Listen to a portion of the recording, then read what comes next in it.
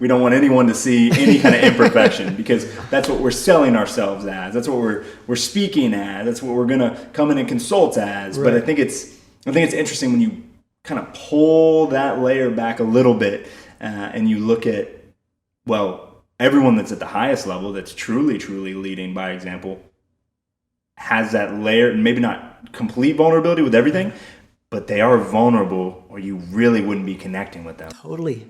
Yeah. Have you noticed a change over the last few decades? Because I would argue that part of it has been the culture, by and large, is becoming a lot more receptive and empathetic.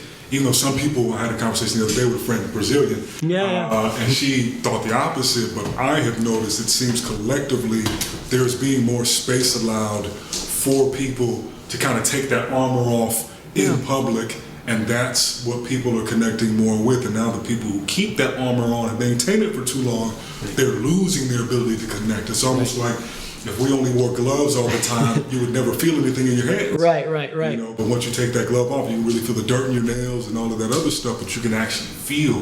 So have you noticed in your trajectory, just it be more acceptable for you to be more vulnerable, more transparent with people? Just how has that evolved? Yeah, I mean, I think in society and culture, you know, we like our heroes broken, right? Like if someone's too perfect, I have no way to relate to them.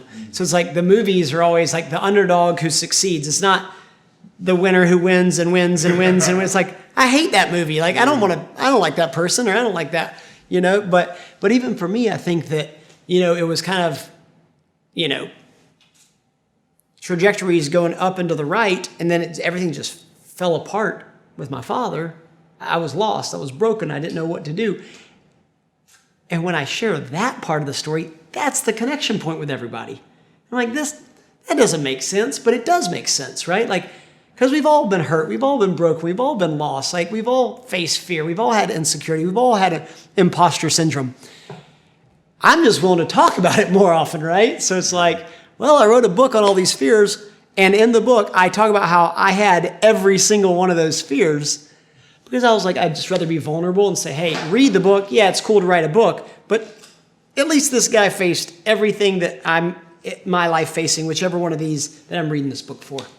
So I think it's not easy to do it, and you probably don't even want to do it, but when you do it, it creates a stronger bond or connection when you're vulnerable. Yeah, for sure.